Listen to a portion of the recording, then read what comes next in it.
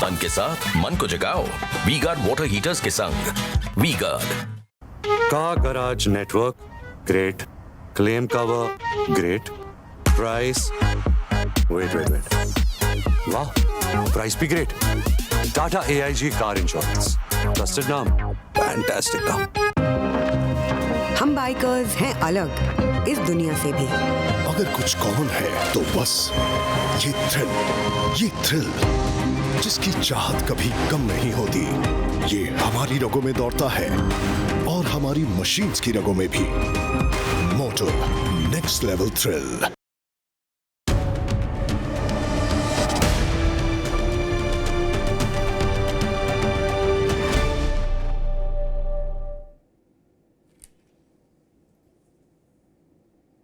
बिहार में जब से जाति की गिनती कराई गई तब से विपक्षी शिविर को ये लगने लगा कि ये रामबाण है, ये ब्रह्मास्त्र है और ये मंडल पार्ट 2 है। ये पूरे देश की राजनीति को अनुलोम विलोम करा देगा। आपने देखा होगा ये शब्दावली भी चली थी, मंडल पार्ट 2, मंडल वर्सेस कमंडल, इस ढंग के फ्रेज आए थे। राजस्थान, मध्य प्रदेश, छत्तीसगढ़ के चुनाव में माना जा रहा था कि यह मुद्दा सब पर भारी होगा, एक अकेला सब पर भारी। मैं व्यक्ति की नहीं, मुद्दे की बात कह रहा हूं। कांग्रेस को लग रहा था कि यह मुद्दा क्रांति करेगा, क्रांति रचेगा, कि जाति की गिनती, जाति की जनगणना, जाति आधारित जनगणना। और कांग्रेस ने अपने घोषणा पत्र में भी, तीनों राज्यों के घोषणा पत्र में इस मुद्दे को प्रखरता से, प्रमुखता से डाला भी। यानी ये मुद्दा इन तीनों राज्यों में चुनाव की कसौटी पर कसा गया।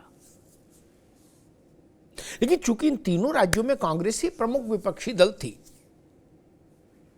इस नाते उसकी पराजय की एक व्याख्या यह भी होगी और हो रही है कि जातिगत जनगणना का मुद्दा चला नहीं, या उतना तो कतई नहीं चला जितना कांग्रेस को उम्मीद थी कि सारे घर के बदल डालूंगा टाइप का कुछ हो जाएगा।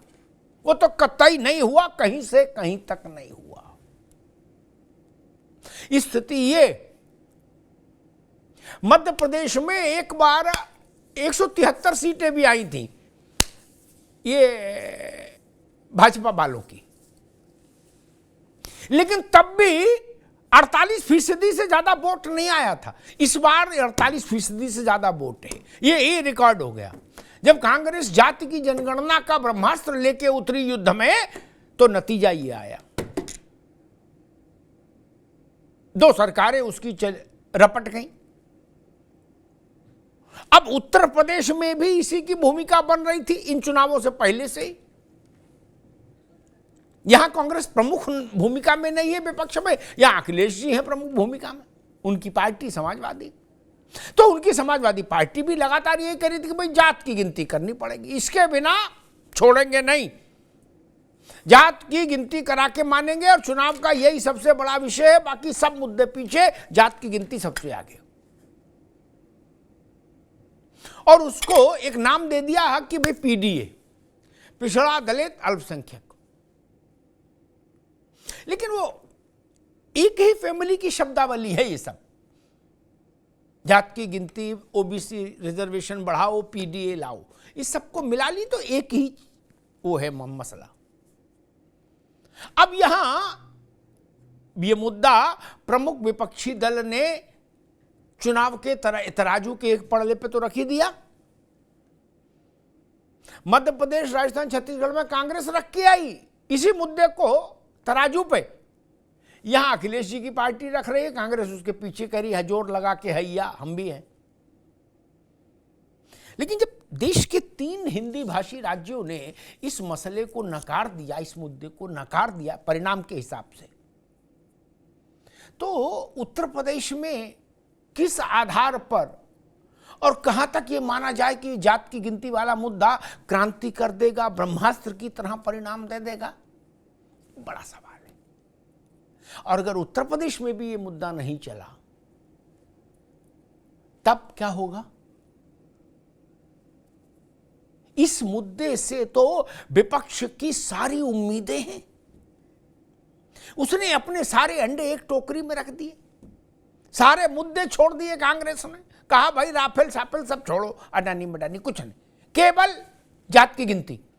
राहुल जी को 6 महीने से सुनिए, 6 महीने में उन्होंने दूसरी कोई बात ही नहीं की सिवाय इसके कि जात की गिनती कराओ। उन्होंने कहा नौकरी नहीं मिल रही, रोजगार नहीं है, गरीबी है, अपराध है, हिंसा है, जितनी भी समस्याएं हैं देश में वो सब इसलिए हैं कि जात की गिनती नहीं हो रही। जात की गिनती हो जाए ऑल इज वेल। तो जिस मुद्दे पर सारी उम्मीदें लाके टिका दी, वो मुद्दा अगर यहां भी नहीं चला तब क्या होगा? ये मसला बड़ा है। यहां 80 लोकसभा की सीटें हैं और सवाल तो ये भी है कि अगर जिन राज्यों में विधानसभा में नहीं चला उनमें लोकसभा में चलेगा, ऐसी आशा और प्रत्याशा कौन रख सकता है भला? एक रिपोर्ट जरा देखिए, हमारे सहयोगियों ने तैयार की इसी मसले पर। उस रिपोर्ट को देखिए, समझिए, फिर मेहमानों से परिचय कराएं और फिर ये समझने की कोशिश करेंगे कि आखिर इस जातिगत जनगणना या मंडल पार्ट 2 से क्या विपक्ष ने जरूरत से ज्यादा उम्मीदें बांध ली थी? ऐसी उम्मीदें जो व्यवहारिक नहीं थी, या वास्तव में कहीं कोई चूक हो गई रणनीति में? पहले रिपोर्ट देखिए।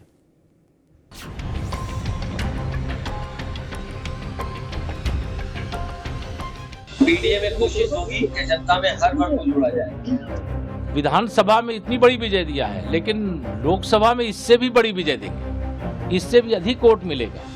विधानसभा चुनाव की परखलनी में जातीय जनगणना और ओबीसी आरक्षण सरीखे जिन मुद्दों का प्रयोग विपक्ष 2024 के लिए उपयोग कर रहा था, 3 प्रदेशों की चुनावी प्रयोगशाला में वो पूरी तरह से फेल हो गया।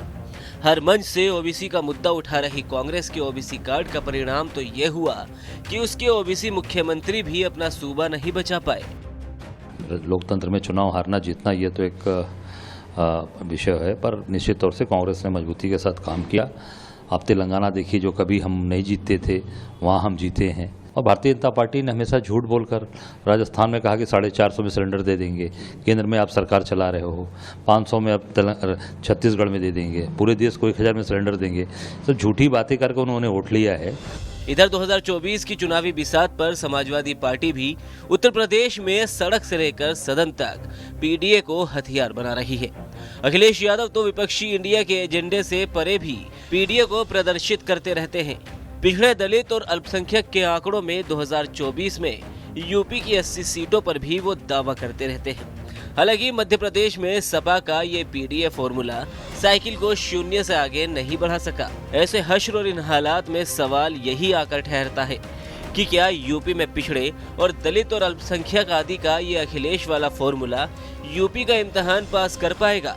इसलिए हमें उम्मीद है कि जनता में जो संदेश देने का काम समाजवादी लोग और इन सम्मेलनों के माध्यम से हो रहा है, हम लोग सफल होंगे, कामयाब होंगे और 24 में भारतीय जनता पार्टी को पीडीए हराएगा, एनडीए हारेगा, पीडीए जीतेगा।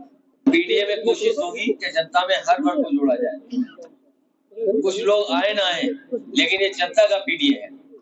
हालांकि 3 राज्यों के परिणाम और मौजूदा हालात में बीजेपी के लिए विपक्ष का ये कार्ड अब हैरान करने और हराने वाला नहीं दिख रहा।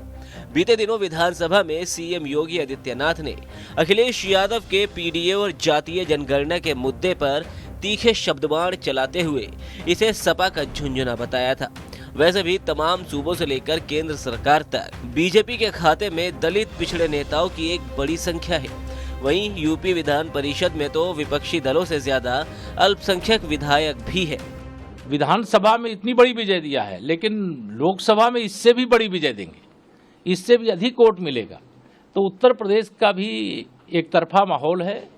सपा, बसपा, कांग्रेस सहित जो भी भाजपा विरोधी दल हैं उनको कोई न पूछ रहा है और न उनका कोई असर है जनता के ऊपर। इसलिए 2024 में तीसरी बार मोदी सरकार के लिए 80 की 80 लोकसभा उत्तर प्रदेश की हम लोग जीतेंगे, ये हमें भरोसा है। बहरहाल 2024 की बिसात पर विपक्ष जिस जातीय जनगणना को ब्रह्मास्त्र बता रहा था, उसका प्रक्षेपण तो 3 राज्यों के रण में फेल हो गया। अब सवाल ये है कि जब ओबीसी आरक्षण और जनगणना पर कांग्रेस चुनाव हार गई, तो यूपी में कैसे चलेगा अखिलेश यादव का पीडीए वाला दांव। जिसे आप अपनी अचूक मिसाइल मान रहे थे, वो चिटपुटिया साबित हो तो कितना धक्का लगेगा, और बड़ा इम्तिहान सर पे। मेहमानों साहब का परिचय करा दें। प्रशांत पटेल हैं, भारतीय जनता पार्टी के प्रवक्ता। प्रशांत जी का बहुत स्वागत है। फराज किदवई साहब हैं, समाजवादी पार्टी के प्रवक्ता। किदवई साहब का स्वागत है। राज शर्मा जी हैं, कांग्रेस के नेता। राज जी का बहुत स्वागत है। रोहित अग्रवाल जी हैं, आरएलडी के प्रवक्ता। रोहित जी का बहुत बहुत स्वागत। फराज किदवई साहब, आपसे बात शुरू करूंगा। कांग्रेस की जात की गिनती वाला फार्मूला की मिसाइल कह लो, और आपका आपकी पीडीए वाली मिसाइल, दोनों इन 3 राज्यों में, मतलब मध्य प्रदेश में तो दोनों थी, और कांग्रेस की तीनों जगह थी। मैं आंकड़ा देख रहा था, शायद 98 से मुलायम नेताजी के समय में समाजवादी पार्टी ने मध्य प्रदेश में चुनाव लड़ना शुरू किया, 98 इतने शायद, और जितने चुनाव लड़े सब में 1.5% से ज्यादा वोट पाया। जब पीडीए नहीं लाए थे, जात की गिनती नहीं का मसला नहीं था चुनाव में। जबकि ये पीडीए ढूंढ के आप लोग लाए, बिल्कुल बोले अब की ये कोहनूर हीरा पकड़ में आ गया है, गोलकुंडा की खदान से लाए हैं इसको, क्या? तो अब तक के इतिहास में सर्वाधिक न्यूनतम वोट मध्य प्रदेश में मिला आपको भी, और कांग्रेस की तो लुटिए डूब गई। किदवई साहब, अब यही मिसाइल जो परीक्षण में ऐसा परिणाम दी, उसको लेके लोकसभा में उतरना है, और उत्तर प्रदेश जैसी जमीन। किदवई साहब, क्या लगता है? जी अमिताभ जी, बहुत बहुत धन्यवाद। देखिए, आपने अभी एक मिसाइल की बात की, तो सबसे पहले मैं आपको ये अर्ज कर दूं कि अगर कांग्रेस हमारी बात मान लेती और इंडिया गठबंधन के दलों से विचार विमर्श करके तीनों स्टेट का चुनाव लड़ती, तो आज आप यहां हम लोग बैठे डिस्कस कर रहे होते कि बीजेपी का कैसे सुपड़ा साफ हो गया है इन तीनों प्रदेशों में। अब आप कहेंगे कि आपको थोड़ी हास्यास्पद बात लगेगी। अमिताभ जी, मिसाइल हमारी बहुत बढ़िया थी, लेकिन मिसाइल को जो लॉन्च कर रहे थे, जो हमारे कप्तान थे कांग्रेस के, कमलनाथ जी मध्य प्रदेश में, राजस्थान में गहलोत साहब थे, मुझे लगता है कि इनकी कप्तानी में कहीं ना कहीं कोई कमी रह गई।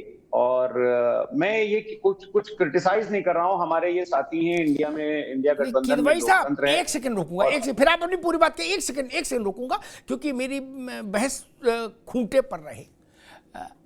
कांग्रेस चलो छोड़ो, उनने गलत किया इसलिए वो पिट गए, और ऐसा वैसा सब मान ले। मैं एक चावल निकाल के दिखाता हूं देगची से, क्या कांग्रेस की राज शर्मा से पूछेंगे ना आपसे, आपकी बात। छतरपुर में सबसे ज्यादा जोर लगाया आपकी पार्टी ने, सारे संसाधन उतार दिए, खुद अखिलेश जी ने कमान संभाली उस चुनाव की, वहां 1000 वोट मिला, वहां पीडीए कहां गया? छोड़ो, कमलनाथ ने बहुत गलत कर दिया। आपको अखिलेश जी, एक मिनट बस पूरी बात हो जाए। अखिलेश यादव जैसा नेता पूरा ताकत झोंक दे एक छोटे से विधानसभा क्षेत्र में, और वो भी उत्तर प्रदेश से लगा हुआ बुंदेलखंड से इलाका हो, और वहां 1000 वोट मिले, वहां भी तो पीडीए था। किदवई साहब, अब सारा बिल कांग्रेस के नाम ना फाड़ो। कांग्रेस की हालत इस वक्त कमजोर है, तो ऐसा ना करो कि जो आए सो शपथ मार के भाग जाए। आपको 1000 वोट मिला, ये भी तो मानो भैया। जबकि आपने ये भी कहा था कि हमने 2 प्लाट खरीद लिए, यहीं ऑफिस बनवाएंगे, यहीं घर बनवाएंगे, और मध्य प्रदेश से राजनीति करेंगे। इतना होने के बाद 1000 वोट। किदवई साहब बताओ, अब इसका बिल तो कमलनाथ के सर पर ना फाड़ो भाई। नहीं, इसका बिल हम कमलनाथ जी के सर पर फाड़ेंगे। वो इसलिए फाड़ेंगे कि देखिए क्या है कि 2024 में हम साथ मिलकर के चुनाव लड़ेंगे, हमारी दोस्ती अभी चलेगी और बढ़िया से चलेगी, लेकिन हम कमलनाथ जी के ऊपर इसलिए फाड़ेंगे अमिताभ जी कि हमने शुरुआत में 6-7 सीटें मांगी थी, और हमको ये लग रहा था कि ये 6-7 सीटें हमको मिलेंगी तो हम लोग साथ में मिलकर के चुनाव लड़ेंगे, और थोड़ा सा कॉम्प्लिसेंट थे हम लोग। लेकिन उसके बाद में जब रात में 1 बजे हमको पता चला कि नहीं किदवई साहब, ये सब कहानी कई ये बार हो चुकी है। आज ये विषय नहीं है कि कांग्रेस ने आपको धोखा दिया, आपने कांग्रेस को दिया, कांग्रेस ने आपकी चपत मारी, आपने कांग्रेस की मारी, इस विषय पर कर चुके। आज तो विषय दूसरा है। खैर, मैं आऊंगा आपके बाद दोबारा। मैं एक बात कह के राज शर्मा साहब के पास चलूंगा। मैं कहूं कि भाई मुझे प्रशांत पटेल के साथ ज्वाइंट शो करना है, प्रशांत पटेल भी एंकर है क्या, और उससे एकदम टीआरपी में छप्पर फाड़ देंगे, ठीक है। प्रशांत पटेल ने धोखा दे दिया, हमें अकेले शो करना पड़ा, और हमने अकेले शो किया तो केवल हम ही देख रहे, बाकी कोई एक भी व्यूअर नहीं आया। तो हमको फिर तो अपने बारे में सोचना चाहिए ना कि गलतफहमी दूर कर ले तुरंत। अरे हमारा व्यूअर तो हमारे पास आना चाहिए था, जो मुझे सुनना चाहता है। आपको 1000 वोट मिला मित्र, पूरी ताकत झोंकने के बाद वहां कमलनाथ क्या करेंगे? वही तो कह रहा हूं, आपने पीडीए जैसी बड़ी मिसाइल लॉन्च कर दी।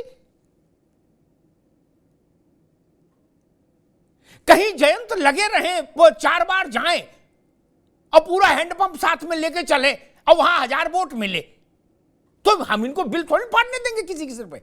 हम कहेंगे जयंत चौधरी खारिज हो गए, भैया बताओ, अब नहीं चलेंगे। सीधी से बात, इसमें कौन सी रॉकेट साइंस है? यही तो पूछ रहा हूं मित्र।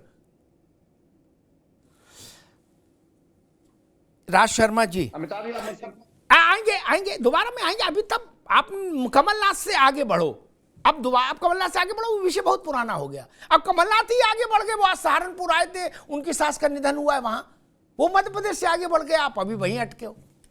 खैर, राज शर्मा जी, आपको भी लगा कि जैसे वास्को डिगामा ने भारत खोजा, वैसे आपको लगा कि गुरु अब की मुद्दा आया असली चौचक, क्या जात की जनगणना। राहुल जी ने आपको सबको मैसेज दे दिया कि गुरु अब इसको पकड़ के रखना, ये मुद्दा हमको नदी पार कराएगा चुनाव की वैतरणी। पहले सेमीफाइनल में मुद्दा लगाया आपने टेस्ट पे, क्या ऐसे गिरेगा ये उम्मीद तो नहीं रही होगी। जिस मुद्दे से हम इतना उम्मीदों से भरे थे कि ये मुद्दा हमारे कुल गोत्र को तार देगा, सत्ता की वैतरणी हम पार कर जाएंगे चुनाव की, वो मुद्दा हिंदी भाषी भारत में इस कदर गिर गया। मुद्दे में कमी या आपके समझने में कमी रही कांग्रेस के, राज शर्मा जी, और उसी को आप यूपी में भी लाओगे और बाकी जगह लाओगे, लोकसभा में कैसे बात बनेगी? मैं भाई सबसे पहले आपको ये बात कह दूं कि सबसे बात है, जब आदमी व्यक्ति हार जाता है उसके ऊपर इधर उधर के चलने वाले भी जो ताकतवीन लोग होते हैं वो भी उंगलियां उठाते हैं। अब सवाल जो आपका, मैं एक बार बता दूं, ये भ्रम फैलाया जा रहा है, ये बहुत ही बड़ा भ्रम फैलाया जा रहा है कि सिर्फ जाति के मुद्दे पे ही हम लोग चुनाव लड़ रहे थे। मैं एक और बात बता दूं, जाति से बढ़कर भी और मुद्दे थे, लेकिन अफसोस इस बात का है कि हमारा सच हार गया और भारतीय जनता पार्टी का झूठ जीत गया। ये सच्चाई है, भारतीय जनता पार्टी जीती है, हम हारे हैं। मगर मैं आपको इस बात से कह दूं कि ये भ्रम अब फैलाने लगे हैं लोग कि हम जाति गणना के ऊपर लड़ रहे थे, तो सिर्फ जाति गणना पे नहीं लड़ रहे थे। हमने सिर्फ ये नहीं कहा था हमारे मुद्दे ये नहीं है, हमारे मुद्दे शिक्षा के थे, स्वास्थ्य के थे, सबको रोजगार के थे, महंगाई के थे। अब आप बताइए, अगर झूठ, मेरा झूठ आप सच मान जाओ तो इसमें गलती आपकी नहीं है, मेरी है। बताइए मैं क्या करूं जब वो लोग, भारतीय जनता पार्टी कह रही है कि हम यहां तो दे देंगे इतने रुपए का सिलेंडर, वहां नहीं देंगे, और पब्लिक ने थोड़ा बहुत नहीं समझा। क्योंकि मैं ये भी नहीं कह सकता कि पब्लिक ने हमें वोट नहीं दिया, प्रजा ने हमें बहुत वोट दिया। लेकिन मैं एक बात कहूंगा, थोड़ा सा आपको लगेगा कि हटके बोल रहा हूं, लेकिन इसमें हर एक विधानसभा में मुझे लगता है लगभग 350 से 400 ईवीएम लग जाती हैं। अगर हर ईवीएम से 20-25 वोट ट्रांसफर कर दिए बीजेपी को, वो 20,000 ये मुद्दा पिट गया, लुट गया, बर्बाद हो गया। ईवीएम का ये ना उठाओ, इससे घिन आने लगी है मित्र। ये सबसे लुटा पिटा बर्बाद मुद्दा है, इसमें टाइम ना खराब करो। और जो कुछ 10-5 वोट है वो भी कम हो जाएगा ऐसी बातें बोलोगे तो। तेलंगाना में मिठाई बांट रहे हो, मध्य प्रदेश में कह रहे हो हाई ईवीएम, ये सब फर्जी बातें हैं, इन सब में इसको छोड़ो। जैसे मैंने उनसे कहा कि भाई जी से कमलनाथ को छोड़ो, वैसे आप कह रहे ईवीएम छोड़ो, आज के मुद्दे पे बात करो। वो मसला ठीक नहीं, वो आप चलेगा भी नहीं। आप हर बार उसकी रुदाली गा चुके, एक वोट नहीं बढ़ा। हर बार आपने यही कहा कि हाई ईवीएम, क्या हुआ? कुछ नहीं। आज के विषय पे अपन बात करें। आपने कहा कि हमने और सैकड़ों मुद्दे उठाए। मैंने राहुल गांधी जी की एक सभा के एक अंश को जो मेरी स्मृति में है वो कहता हूं। अब उनसे बड़ा नेता तो कोई नहीं राहुल गांधी से। कागज में क्या लिखा, डैम केयर। राहुल गांधी से बड़ा नेता कोई नहीं कांग्रेस में। वही नीति नियंत्रक है, वही सूत्रधार है, अध्यक्ष भी कोई हो। उन्होंने कहा आपको रोजगार नहीं मिल रहा, आपको नौकरी नहीं मिली, इसलिए चूंकि जात की गिनती नहीं हुई। जात की गिनती होगी तो ये सब चीजें हो जाएंगी। जब आपने ये, आपके सबसे बड़े नेता ने घोषित कर दिया कि जितनी समस्याएं हैं रोटी की, रोजी की, नौकरी की, चाकरी की, वो सब इसलिए नहीं हुई कि जात नहीं गिनी गई, तो इससे बड़ा मुद्दा और कैसे बनेगा फिर राज शर्मा जी? अब आप उस मुद्दे से भी किनारा कर रहे हो गुरु। फिर पिछड़े आपको ढूंढेंगे कि जरा सी हार में आप उनको छोड़ गए। अब करें हम तो महंगाई, उच्च शिक्षा और विदेशी शिक्षा और तकनीकी शिक्षा चुनाव लड़ रहे थे। ऐसा ना करो महाराज। जयंत चौधरी कल को गन्ना छोड़ के मूंग की दाल पे बोलने लगेंगे तो कौन वोट देगा? चरण सिंह से आज तक गन्ना चल रहा है, वो मूंग की दाल पे बोलने लगे तो जो वोट है वो भी चला जाएगा। वैसे मैं आपको भी सलाह दूंगा राज जी, नहीं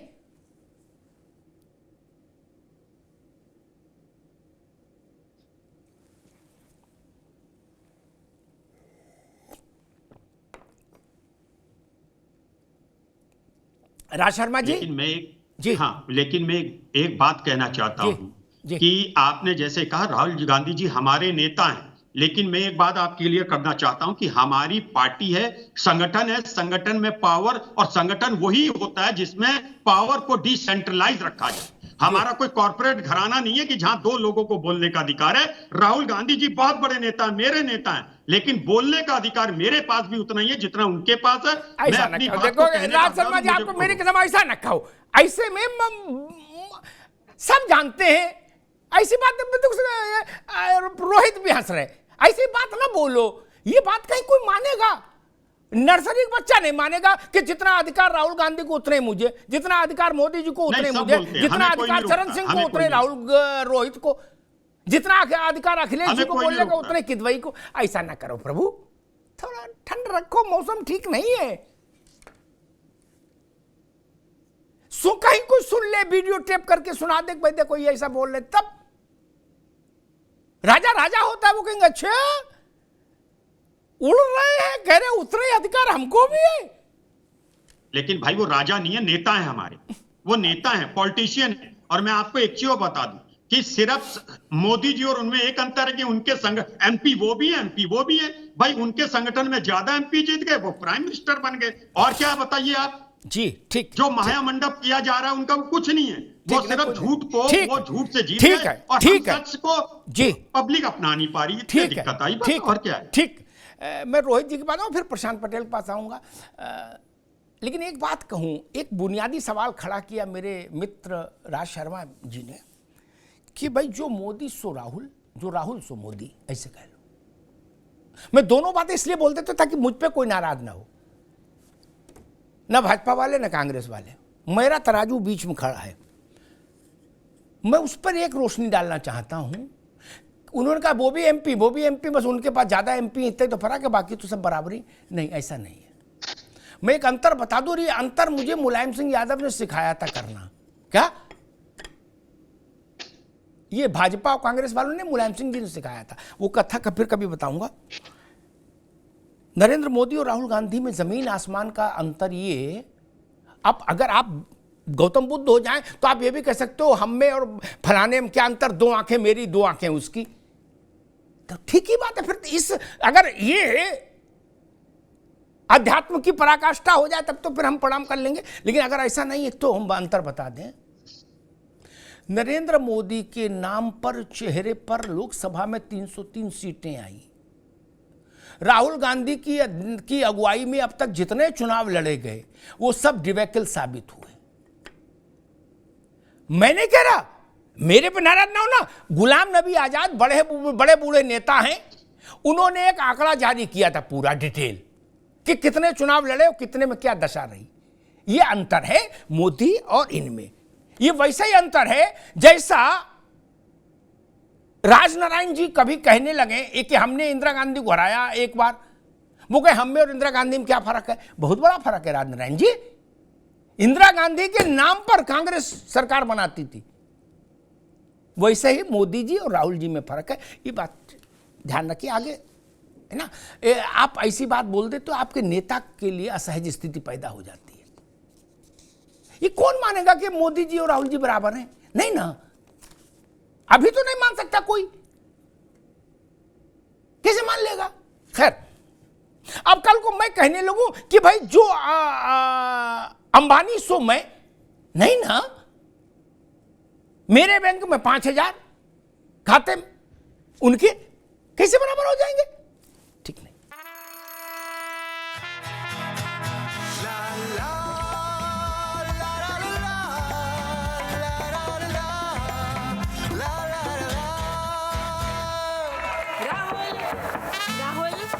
तन के साथ मन को जगाओ वी गार्ड वाटर हीटर्स के संग V Guard. Car garage network great, claim cover great, price wait वाह, प्राइस भी great. Tata AIG car insurance, trusted नाम, फैंटास्टिक नाम। हम बाइकर्स हैं अलग इस दुनिया से भी। अगर कुछ कॉमन है तो बस ये थ्रिल जिसकी चाहत कभी कम नहीं होती, ये हमारी रगों में दौड़ता है और हमारी मशीन्स की रगों में भी।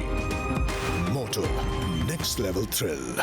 रोहित अग्रवाल जी, मसला वही है कि हमने एक प्रयोगशाला में एक अस्त्र बनाया और हमको साइंटिस्टों ने बताया कि गुरु अब की ऐसा बना दिए हैं, बटनवा दबाओगे ब्लास्ट हो जाएगा, वर्ल्ड जीत लोगे। बोले हैं ठीक। बोले सब मुद्दे छोड़ दो, जितने थे अडानी मोडानी सब बंद कर दो। बोले ठीक है, बंद कर दिए। बोले केवल एक मुद्दा चलेगा, हर समस्या का एक इलाज, जात गिनो जात गिनो। क्या? इस भाव भंगिमा के साथ भारत के एक बड़े भाग में चुनाव हो गया। वो मुद्दा, चूंकि जिसने मुद्दा उठाया वो हार जाए तो माना जाता मुद्दा अभी हारा। ठीक, अब आ रहा है बड़ा इम्तिहान। सेमीफाइनल में जब ये हाल है और उत्तर प्रदेश में कांग्रेस वाले जात की गिनती पकड़े हैं और आपके सहयोगी जो बड़े सहयोगी हैं वो पीडीए, वो भी एक ही बिरादरी का मामला है। जैसे गन्ने की अलग अलग नस्लें होती हैं, फसल वैसे ही है, लेकिन है गन्ना। तो अब कैसे मामला बनेगा? ये तो मामला गंभीर हो गया। अमिताभ जी देखिए, अभी तो मामला बनते हुए दिख नहीं रहा है। समस्या ये जो राज्य शर्मा कह रहे हैं वो कहीं ना कुछ सही भी है कि इनके यहाँ कोई नियंत्रण नहीं है। इनके यहाँ सब अपने आप को राहुल गांधी समझ बैठे हैं और इसीलिए 3 राज्य लेके डूब बैठे, है ना। अब इनके यहाँ एक बाबा हैं जो स्वयं को स्वघोषित बाबा हैं, वो पूरे चुनाव भर अपने ट्विटर के ऊपर एक ट्वीट को पिंग करके रखे हो, और वो था वो कांग्रेस के ही खिलाफ, और हैं वो कांग्रेस के, और कांग्रेस के गहलोत जी के खिलाफ ट्विटर पे पिंग करके रखा। अब उनसे कोई पूछने वाला नहीं है कि तुम टीवी डिबेट में भी जाते हो, तुम मंच पे भी जाते हो, उसके बाद तुम जो है ये कांग्रेस की खिलाफत कर रहे हो। भैया ये क्यों कर रहे हो? ये तुमको किसकी तरफ से तुमको संरक्षण मिल रहा है? वो प्रियंका जी की एडवाइजर है। नहीं, हाँ, तो अब आप खुद ही समझ सकते हैं, बाकी स्थिति आप खुद ही समझ सकते हो। तो मैं तो कही रहा हूं ना, हर आदमी अगर अपने आप को राहुल गांधी समझने लगेगा तो जो आपने कहा, मुझे इसीलिए हंसी आ गई कि भाई अगर पूरी कांग्रेस यही समझने लगे कि हम भी राहुल गांधी, तो हो लिया, ना तो गठबंधन होगा और ना तो इनका कुछ आगे कोई भविष्य दिखाई पड़ रहा है फिर उस तरीके से। तो कहीं ना कहीं हायरकी तो पॉलिटिक्स में होती है ना। तो भाई आप राहुल गांधी को छोड़ दीजिए, भाई मैं तो प्रदेश अध्यक्ष हूं, तो मेरे ऊपर जो राष्ट्रीय कमेटी है उसको भी मुझे कहीं ना कहीं सम्मान देना पड़ता है। यहाँ तो ये कह रहे हैं मैं भी राहुल गांधी, मैं जो मैं बोलूंगा वो मेरे को पूरा स्वतंत्रता है, मैं राहुल गांधी। तो आप खुद ही समझ सकते हैं कि क्या किस स्थिति में कांग्रेस आ चुकी है कि वहां सारी हायरार्की टूट गई, सब कुछ खत्म हो गया, अब सब राहुल गांधी। तो अब फिर स्थिति तो फिर गंभीर होनी है। अब इसमें मैं क्या बताऊं, मतलब अब वही स्थिति रही कि वहां कमलनाथ जी पता नहीं क्या क्या बोल रहे थे। अब जवाब देना भाई, उस समय अखिलेश जी को कोई पहचान नहीं पा रहा था कि कौन से अखिलेश यादव की बात हो रही है। तो अब जवाब दें, वो जो मुख्यमंत्री बनना चाह रहे थे, डिप्टी सीएम थे वहां पे छत्तीसगढ़ में, अब वो जवाब दें कि भैया अखिलेश जी को पहचान गए हो कि अभी 5 साल और लगेंगे उनको पहचानने में। तो ऐसी स्थिति में तो देखिए बहुत कठिन काम है, बहुत कठिन काम है। अब क्या है कि सब पूरा अपनी खिचड़ी में घी था वो तो थाली छुपा ली थी इन्होंने। मैंने आपके चैनल पे भी एग्जांपल दिया था कि अपनी थाली की तो पापड़ नहीं दे रहे थे, ये हमारी थाली का नान छीन के लेके जा रहे थे। और यही राज शर्मा जी थे, गुस्सा हो गए थे, नाराज हो गए थे उस समय। तब मैं समझा रहा था, नहीं समझे। अब भी समझा रहा हूं 2024 से पहले कि भैया संभल जाओ, तुम भैया राहुल गांधी नहीं हो, तुम राज शर्मा हो, वो अजय राय हैं और वो प्रमोद कृष्णन है, और राहुल गांधी है। और राहुल गांधी को कृपया खुद को राहुल गांधी समझने की भूल मत करो। जा रहे हो आप, ऐसी बातें मत बोलो जैसे पूरी तरह से ग्रसित हो। मैंने ये नहीं किया, पहले मेक इट क्लियर कि मैंने ये नहीं कहा कि मैं राहुल गांधी हूँ। मैंने ये नहीं कहा, मुझे बोलने का अधिकार है, इधर सुन लीजिए। मुझे किसी ने नहीं रोका, बस मैंने नहीं कहा। और ये पूरी तरह से ग्रसित है, वो बात में मत जाओ कि आपका नाम खा लिया। दोनों मित्र रुकिए, आऊंगा। दोनों मित्र अभी रुकिए, अभी रुकिए राज भाई, अभी रुकिए। मैं एक बात कह के प्रशांत पटेल के पास चलूंगा। घर में भी पार्टी तो बड़ी चीज है, घर ले लीजिए। क्या पिता पिता होता है, पुत्र पुत्र होता है, नाती नाती होता है, बेटी बेटी होती है, माँ माँ होती है, दादी दादी होती है। नातिन कहे मैं भी दादी, और नाती कहे मैं भी बाबा, और लड़का कहे मैं भी बाप, तो फिर घर ही नहीं चलेगा, वहीं जूता चल जाएगा। हर जगह व्यवस्था जरूरी है, बिना व्यवस्था कुछ चलता ही नहीं। खैर, वो कांग्रेस का लोकतंत्र है, उसमें मैं बहस नहीं पड़ा, मैं तो मुद्दे की बात करने हैं। प्रशांत पटेल जी, एक बड़ा वो पैदा हुआ था और कहा गया था कि मंडल पार्ट 2 आ गया है, और सीक्वल फिल्म जैसे आती है ना, शोले पार्ट 2 टाइप का, तो आ गया। और अब पूरे देश की राजनीति वैसे पलट जाएगी जैसे मंडल के दौर में पलटी थी। और केंद्रीय स्तर पर, राष्ट्रीय स्तर पर राहुल जी ने, और राज्य के स्तर पर अखिलेश जी ने उसको कस के पकड़ लिया मुद्दे को। बोला ना, अब नहीं छोड़ेंगे, इसी के साथ चलेंगे। अब वो मुद्दा इम्तिहान में गया 3 राज्यों में। जो मार्किंग आई, जो नंबर आए, वो बता रहे हैं कि ठीक नहीं। अब उसी मुद्दे के साथ उत्तर प्रदेश में जाएंगे, लोकसभा में जाएंगे, तो क्या मुझे लगता है कि उस वक्त भारतीय जनता पार्टी को भी एक वारगी लगा होगा कि कहीं ऐसा ना हो कि ये मंडल की राजनीति जो है वास्तव में कहीं कुछ बड़ा ही कर दे, अनुलोम विलोम करा दे। नहीं जी, अमिताभ जी नमस्कार। नमस्कार भैया। देखिए, हम लोग तो 2014 से ही देख रहे हैं कि विपक्ष जो है हताशा में इस तरह के विभाजनकारी मुद्दे हर स्टेट में जहां भी चुनाव होता है लेकर के आता है। चाहे हम गुजरात से स्टार्ट करें, वहां पे पटेल आंदोलन हुआ, उसके बाद अन्य राज्यों में इस तरीके से इन्होंने हिंसा भड़काने का प्रयास किया। फिर यूपी चुनाव से पहले किसान वाला मुद्दा खूब भड़काया गया। फिर अभी ये जातिगत जनगणना वाला मुद्दा आया। इस तरह के मामले लगातार ये लेकर के आए, लेकिन जनता ने हर बार इनको जवाब दिया है, हर बार इनको मुंह की खानी पड़ी है। अब ईवीएम वाला ही मुद्दा लेकर के बीच बीच में आते हैं, लेकिन ईवीएम वाला तो खैर क्या है कि पुराना हो गया। उनके समर्थक लोग भी थे, वो भी इसको गंभीरता से नहीं ले पा रहे हैं। फिर बीच में उत्तर और दक्षिण वाला भी मुद्दा लेकर के आए हैं। तो सभी मामलों में जो है जनता समझ गई कि कौन क्या कर रहा है। जहां तक ओबीसी की बात है, तो पहले देखिए, अगर आप ओबीसी के एम्पावरमेंट की बात करते तो आपको जब सत्ता मिले तो आप वास्तव में आप उज्ज्वल एम्पावरमेंट करिए। आप जब विपक्ष में आए और उसके बाद आप वादा करें तो जनता विश्वास नहीं करेगी, जिस तरीके से मध्य प्रदेश में हुआ। भाई कमलनाथ ने भी बहुत सारे वादे किए थे, हमसे अधिक वादे किए थे, लेकिन जनता ने उस चीज पे विश्वास नहीं किया, क्योंकि जब तक आप सत्ता में थे आप कर नहीं पाए। यही हाल राजस्थान में गहलोत जी ने किया। गहलोत जी ने जो 2018 में वादे करके सत्ता में आए, 5 साल में वही चीज नहीं पूरी कर पाए। जो रेवड़ी के वादे उन्होंने 18 में किए थे, 5 साल सत्ता में रहे गहलोत साहब, वो पूरे नहीं कर पाए। और अभी 23 में आके नई रेवड़ी की उन्होंने घोषणा कर दी, तो जनता समझ गई कि पुरानी तो पूरे नहीं कर पा रहे, नई दुकानें अलग से खोल पा रहे हैं। तो यही एक अविश्वास का संकट है विपक्षी पार्टियों में और कांग्रेसी दलों में। और जब ओबीसी की बात करते हैं, जातिगत जनगणना की बात करें, तो हम पहले भी कई बार इस चीज को कर चुके हैं कि आपकी जहां जहां पे सरकारें हैं वहां पे आप सर्वे करा दीजिए। छत्तीसगढ़ में भूपेश बघेल साहब ने सीधा मना कर दिया कि भाई मेरे पास आंकड़े हैं लेकिन मैं घोषित नहीं करूंगा। सिद्धारमैया जी की तो अभी आपकी सरकार है कर्नाटक, वहां आप कर दीजिए। जब टिकट देने की बात थी मध्य प्रदेश में, तो कांग्रेस ने केवल 27% ओबीसी को टिकट दिया मध्य प्रदेश में। आपको जब कांग्रेस वर्किंग कमेटी में अपने ओबीसी बनाने होते हैं तो खाली आपने 16 लोगों को बनाए, 19% 84 में से। तो भैया जब जहां पे आप हैं, जहां पे आप कर सकते हैं, वहां तो आप करके एक एग्जाम्पल रखिए। हमने तो एग्जाम्पल रखा, हमने ओबीसी प्रधानमंत्री बनाया, 4-4, 5-5 ओबीसी गवर्नर बनाए, ओबीसी उपराष्ट्रपति बनाया। आज ओबीसी आयोग को संवैधानिक दर्जा देने का काम किया। 85 हमारे सांसद ओबीसी हैं और भी बहुत सारे पद। राज्यसभा भी हमने कई लोगों को दिया है, जहाँ पे कोई ऐसा मैंडेटरी नहीं होता, हम किसी को दे सकते हैं। लेकिन आपके पास जब एग्जाम्पल आता है, चाहे समाजवादी पार्टी के पास हो, चाहे कांग्रेस पार्टी के पास हो, तो समाजवादी पार्टी को जब देना होगा जया बच्चन को देंगी, आजम खां की बेगम को देंगी, कपिल सिब्बल को देंगी, जो घोर ओबीसी विरोधी हैं। तब इनको कोई ओबीसी नहीं दिखता, कोई ओबीसी महिला नहीं दिखती, तो जनता इसलिए विश्वास नहीं करती है। जहां तक अखिलेश जी की बात है, 14 से जब उन्होंने कमान संभाली, 12 में मुख्यमंत्री बने और 14 में हमारी सरकार है, उसके बाद कोई भी ऐसा कोई बड़ा चुनाव अपने दम पे जीते नहीं। जब तो मुलायम सिंह जी थे सक्रिय तक, 17 तक तो चीजें ठीक ठाक चल रही थी, उसका तो लगातार हार रहे हैं। और मध्य प्रदेश के आंकड़े अमिताभ जी ने आपने बधाई दी कि खजुराहो में गए 1000 वोट पाए, बाकी खाली 4 सीटें ऐसी थी जहां पर भाजपा और कांग्रेस की जीत के अंतर से अधिक समाजवादी पार्टी वोट पाई। तो अगर ये कहना है कि समाजवादी पार्टी कांग्रेस के साथ लड़ जाती है तो कोई बड़ा तीर मार लेते हैं, सरकार बना लेते हैं, 100 सीटें क्रॉस कर जाते, ऐसी भी कोई बात नहीं थी।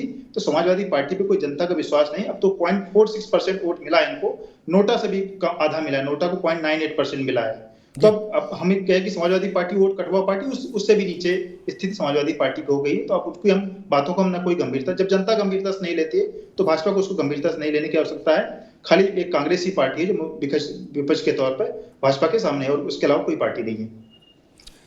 ये बात ठीक है कि सिर्फ 4 सीटें ऐसी रहीं जहां भाजपा की विजय जितने अंतराल से हुई उतने वोट कांग्रेस सपा के उम्मीदवार को मिले, बाकी पूरे प्रदेश में नहीं। और किदवई साहब अगर बुरा ना माने तो एक आंकड़ा और रखूं, मायावती की पार्टी जीत हार छोड़ो, लेकिन वोट उसने आपके मुकाबले बहुत ज़्यादा पाए राजस्थान में, मध्य प्रदेश में, छत्तीसगढ़ में।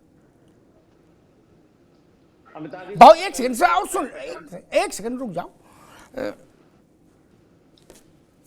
भाई। भाजपा को भी एहसास है कि आप ये पीडीए बनाए हैं तो कुछ ना कुछ तो करेंगे ही, हल्ला गुल्ला सब लोग तो।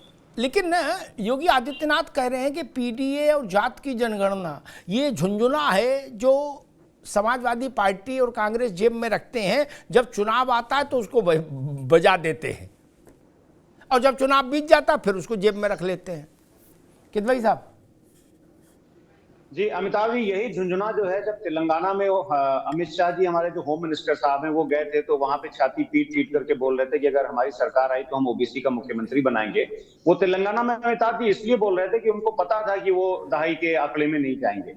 यही बात अगर उन्होंने मध्य प्रदेश में, छत्तीसगढ़ में या राजस्थान में कहीं होती तो बात समझ में आती कि हाँ उसमें कुछ दम है। दूसरी बात, हमारे अभी भाई हैं, उन्होंने बोला कि ठीक है हमें वोट कम मिला, जनता का जो मैंडेट है वो सर आंखों पर है। मैं अपने भारतीय जनता पार्टी के भाई से पूछना चाहूंगा कि मिजोरम में इनकी कितनी सीटें आई हैं, जरा से ये भी बता दें। इनकी तो नेशनल पार्टी भाई पिछली बार 1 सीट थी, इस बार 2 पड़ी हैं। अब हम डबल पे आ गए हैं, डबल पे आ गए हैं, 2 सीट। अरे किदवई साहब, आपसे आप एटा इटावा फरुखाबाद की बात करो, आप क्या लेना देना मिजोरम का यार, बताओ। आप प्रशांत जी मेरी बात करेंगे क्या? अमिताभ जी तो हमें तो बीजेपी की बात करनी पड़ेगी ना फिर। मैं कह रहा हूँ तेलंगाना में तो ये हमारी बड़ी है, बिल्कुल तेलंगाना में 1 से 8 सीटें बड़ी हैं। तेलंगाना में 1 से 8 सीट बड़ी है। अरे आप सरकार मुख्यमंत्री बना रहे थे अमित शाह वहाँ। अरे अमिताभ जी ये बताइए कि अमित शाह जी मुख्यमंत्री बना रहे थे तेलंगाना में और दहाई के आंकड़े में नहीं पहुंचे। दूसरी बात यह है, अमिताभ जी आपके यहाँ तो ऐसी डिबेट नहीं होती थी, चाहे नॉर्थ ईस्ट में हो चाहे उसमें हो। अमिताभ जी आपके यहाँ ऐसा नहीं होता था कभी, एक आदमी को बोलने का पूरा मौका मिलता था। जी हाँ, अब कहिए किदवई साहब, कहिए जी। तो खैर तेलंगाना में इनकी 2 सीटें आ गई, बहुत बहुत बधाई हो। 8 सीटें आई हैं। अरे आप गलत बोलोगे तब कैसे बोलने देंगे दूसरा। अरे मिजोरम में सर, मिजोरम में आप वरिष्ठ व्यक्ति हैं, तेलंगाना में हमारी 8 सीटें हैं, 6% से 14%। अरे आप समाजवादी पार्टी की बात करिए प्रशांत जी।